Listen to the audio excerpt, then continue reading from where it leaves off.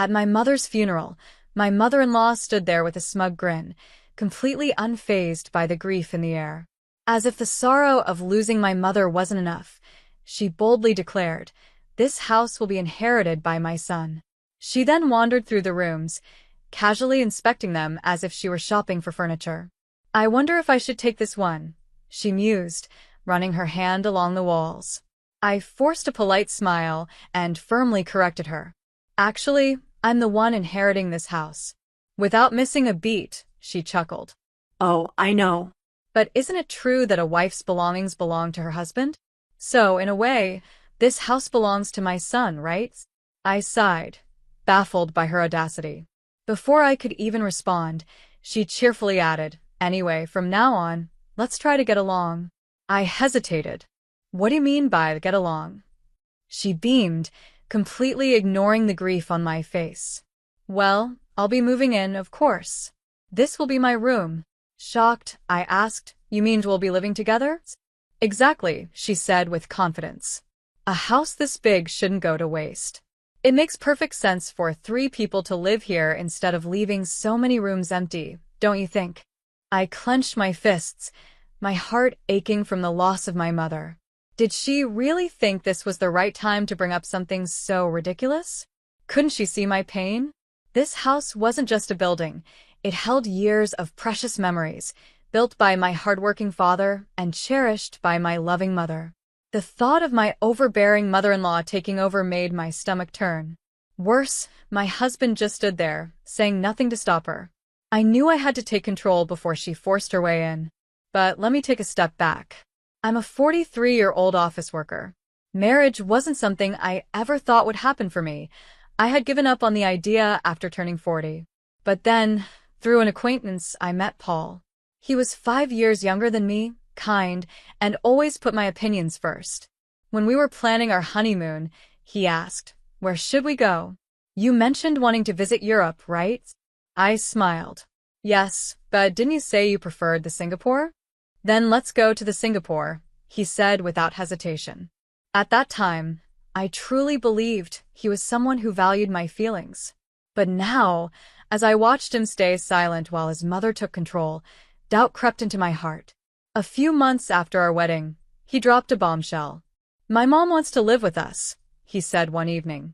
"My dad's health isn't great, and she's struggling to handle things on her own." I frowned. "I understand that she's going through a tough time, but didn't we agree before marriage that we wouldn't live together with her?" He looked away, avoiding my gaze. And in that moment, I realized this battle wasn't just with my mother-in-law. It was with my husband, too. I hesitated for a moment before asking, "Are you really going to talk to your mom about this?" My husband nodded. "You're right. I'll bring it up with her." Paul was the type of man who always listened to me, no matter how small my concerns were. I appreciated it, but sometimes I felt guilty, like I was being too selfish. It was a blessing to have a husband as kind as him, yet there was one regret that always lingered in my heart. My father had passed away 4 years before I got married. He never got to see me in my wedding dress, never had the chance to walk me down the aisle, and never got the reassurance that I had found someone who would love and care for me. My father had been a strict but hardworking man. He was an executive at a small to medium-sized company. Even though his business wasn't large, he earned a decent income, and our family home was big enough to hold gatherings and even funerals. I deeply respected him. When I started working as an office employee, I began to understand the real struggles of maintaining a job, dealing with responsibilities, and carrying the weight of expectations. My admiration for my father only grew with time. The sacrifices he had made for our family became clearer to me, and I wished I could have told him just how much I appreciated everything he did. Then, 3 years after my marriage, another tragedy struck. My mother passed away. "Even your mom?" my husband murmured, his voice filled with concern. "Are you okay? You should take a break in the back room." Funerals at home weren't very common anymore, but I had chosen to hold my mother's ceremony in our family house, just like we did for my father. It felt right. It was a place filled with memories, and I wanted to send her off surrounded by the love she had built here. Throughout the funeral, my husband stayed by my side. He made sure I was drinking water, gently urged me to sit down whenever I looked exhausted, and handled guests when I needed a moment alone. In my grief, I still found myself thinking, I am lucky to have such a caring husband. But then my mother-in-law, Jessica, arrived. With a solemn expression, she approached me and said, "My deepest condolences. I sincerely sympathize with you." I nodded and forced a small, polite smile. "Thank you, Jessica," and I never had a particularly close relationship. We didn't live together, and our interactions were usually brief and formal. I had always appreciated the reasonable distance we kept, but something about her presence that day felt different, something I couldn't quite put my finger on. After the ceremony ended, Jessica approached me again. This time, she had an unusual expression, one that didn't match the mood of the day. There was something unsettling about the way she looked at me.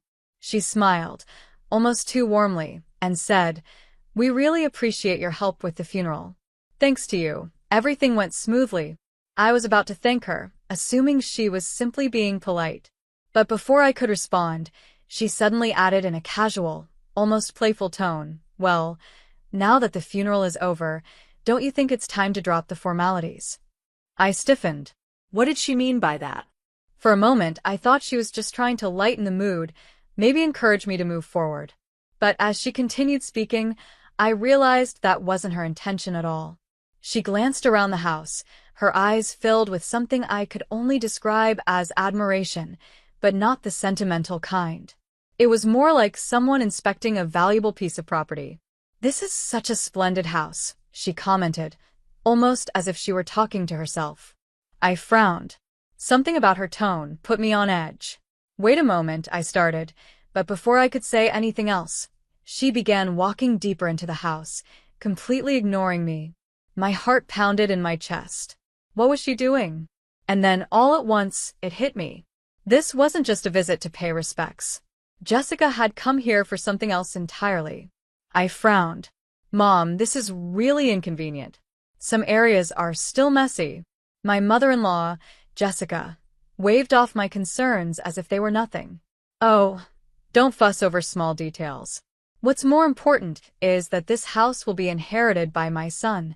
She strolled through the house with an air of entitlement, casually scanning the rooms as if she were picking out a new wardrobe.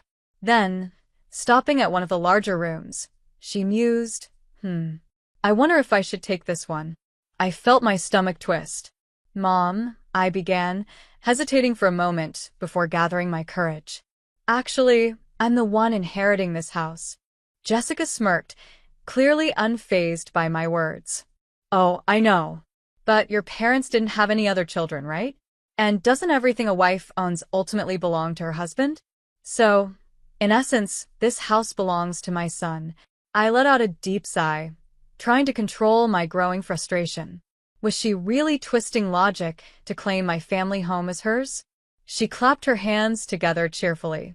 "Anyway, from now on, let's try to get along." I narrowed my eyes. Something about the way she said that didn't sit right with me. Before I could question her, she confidently continued, "I mean, I'll be turning this room into my own." My breath caught in my throat. "Wait, does that mean you're planning to live here?" Without a hint of hesitation, she replied, "Exactly. I've decided. A house this splendid shouldn't go to waste with empty rooms.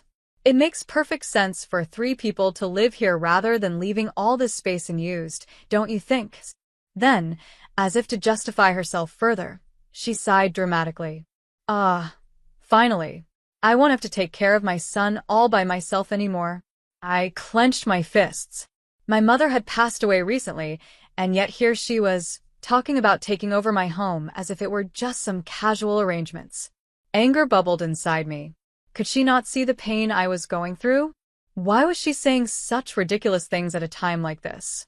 Just as my patience was wearing thin, my husband, Paul, who had been standing nearby, finally noticed the tension. He quickly stepped in. "Mom." "What are you saying?" His voice was firm, his brows furrowed in frustration. "This isn't the right time for this kind of discussion." Jessica, undeterred, rolled her eyes. "Oh, why make such a fuss?" Paul didn't back down. "Just leave, Mom," he said firmly. Then, without waiting for her to protest, he guided her out of the house. Before leaving, Jessica threw me one last glance, but for once, she said nothing. Paul turned back to me, rubbing his temples.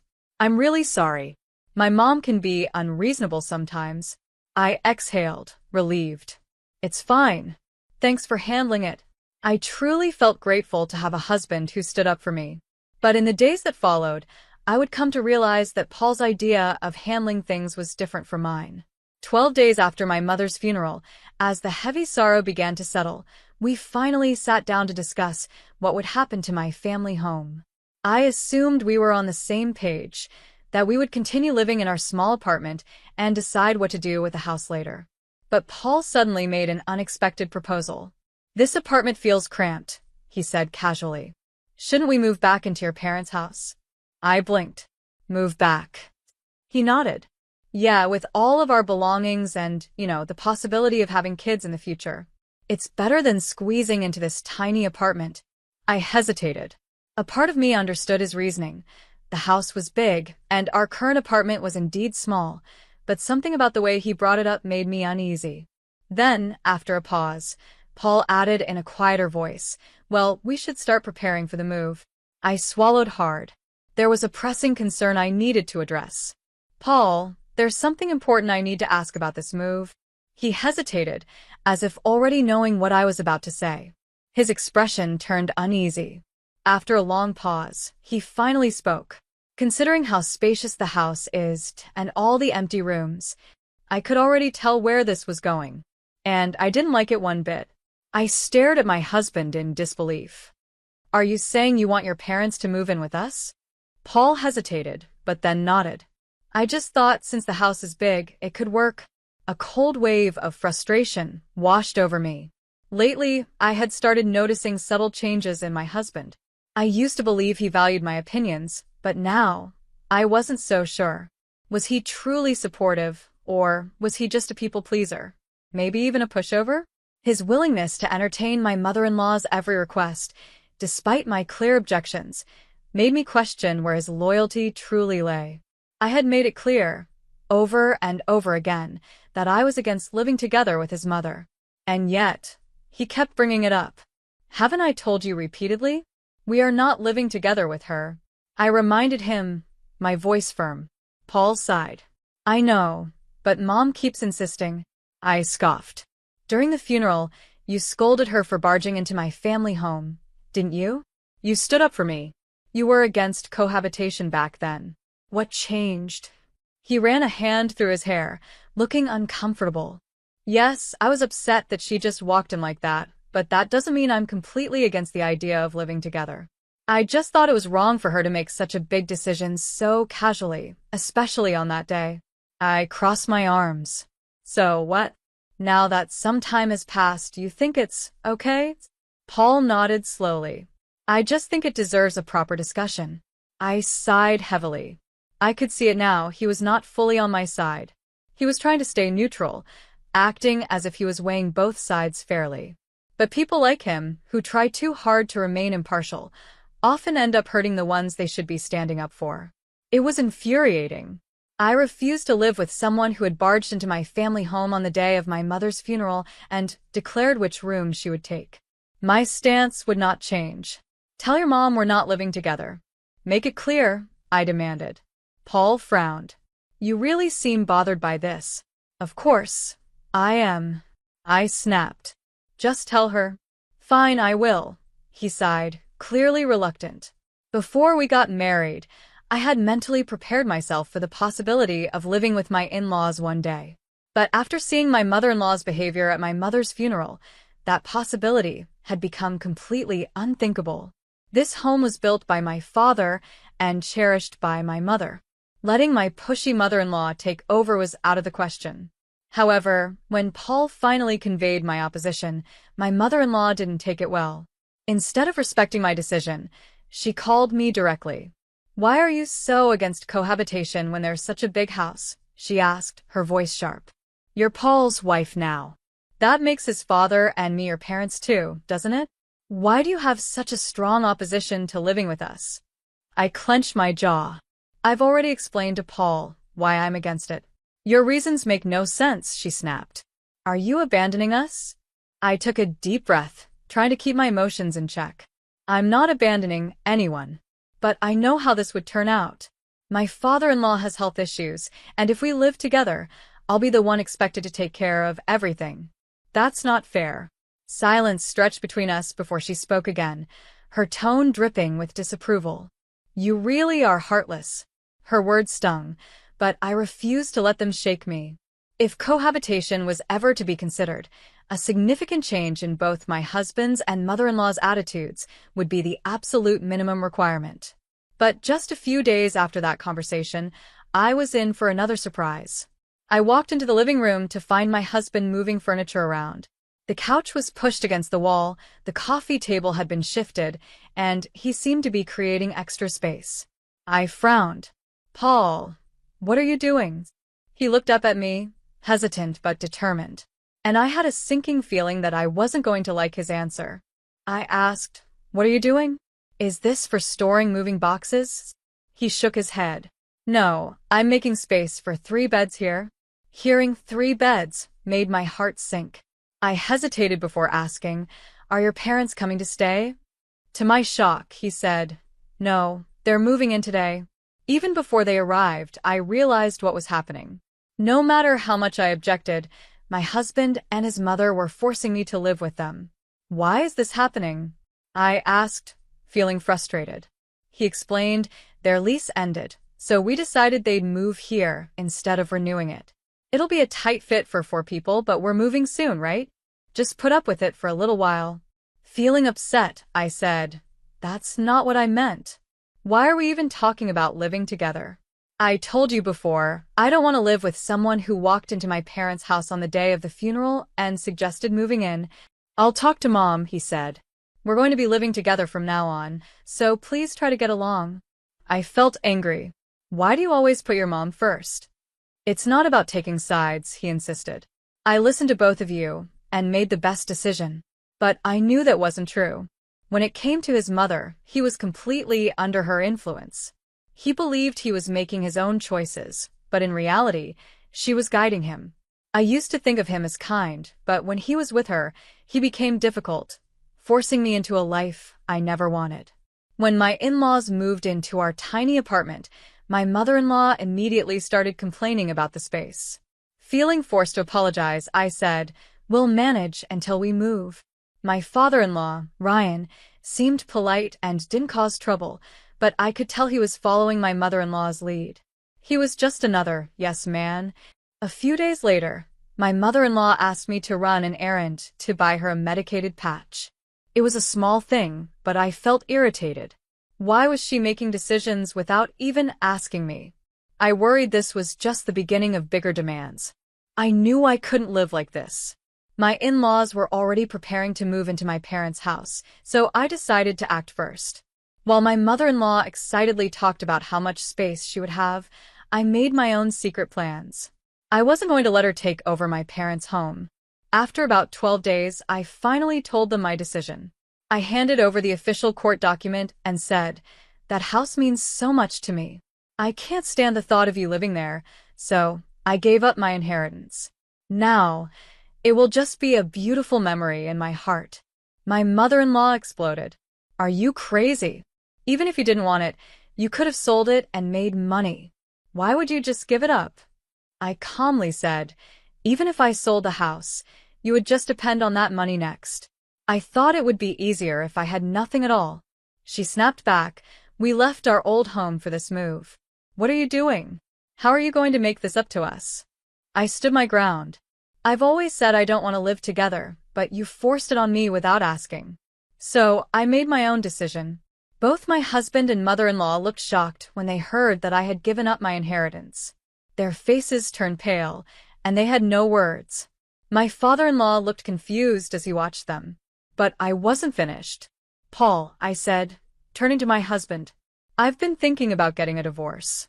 What do you think? He stuttered. Divorce? My mother-in-law jumped in immediately. Paul, you should divorce this foolish woman right now. I expected her to say that. but I wanted to see if my husband could make his own decision in such an important moment. Mom. He mumbled, unsure of what to say.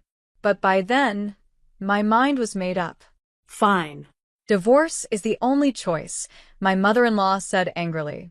My father-in-law spoke next. Paul, your mother insists on it, so you have no choice. Then my husband finally said, well, you seem to want a divorce too, so maybe it's for the best. Even now, my husband and father-in-law just followed whatever my mother-in-law wanted. And my husband acted like he was agreeing with me, as if it was my idea. All right then, I said. Let's go through with a divorce. I packed only a few things and left. That night, I stayed in a cheap hotel. The next morning, I took half a day off work and went straight to the courthouse. A few days later, my mother-in-law called me, shouting, You. What is going on? I just found out the house is becoming yours. Why? I replied calmly, Oh, so you found out through the estate paperwork? Yes. That house belongs to you? You lied and tricked us. I sighed. Why would I fake legal documents? Those papers are real. Then why is the house still yours? You said you were giving it up. I explained. Right after I showed you those papers, I took back my application. Giving up an inheritance isn't final right away. It takes about a month to be approved. Until then, you can change your mind anytime. The documents I showed you were just part of the process, not the final approval. I had tricked them into thinking I had given up the house. I wanted to see their real reactions and decide what to do next. I never expected my mother-in-law to change, but I hoped, at the very least, that my husband would stop and tell me he didn't want a divorce. I had planned to take my time and explain everything about the house later. But my mother-in-law wasn't giving up. So, the house is really yours now. Since you got it before the divorce, doesn't that mean it should be divided as property? In that case, shouldn't you and Paul split the money from selling it? She was determined to take whatever she could, knowing she couldn't have the house itself. But I had already thought about this. If we had bought the house together, then yes, it would be divided. But this house was inherited, not purchased, so it's not included in the property division. She didn't stop. What about the money Paul should get from the divorce? I stayed calm. We were only married a few years. There's not much to split. Maybe just the car, but it still has a loan on it. She called me selfish and heartless. I replied, I'm protecting this house because it holds precious memories of my parents. I don't want people like you living in it. If you have any more complaints, talk to a lawyer. After that, the divorce moved quickly. My mother-in-law probably pressured Paul to speed it up. Either way, it was finalized, and I was finally free from them. I felt relieved, as if I had saved my father's home from being taken over. After I moved out, my ex-in-laws stayed in the same small apartment where I used to live with my ex-husband. Even with one less person, it was still cramped. My former mother-in-law started looking for a new place, but since they were older, they had trouble getting approved for rentals. In the end, my ex-husband rented a small house for them. It's smaller than the apartment, but because it's a house, the rent is probably higher. He also has to take care of them financially. Life won't be easy for him. At first, his mother was excited about moving into the big house my father left behind. But now, she has to settle for something much smaller. I'm sure she's disappointed. As for me, I've started a new chapter in the home my parents left me. The house feels warm, as if they're still here with me. If you enjoyed the story, don't forget to subscribe to the channel. See you next time.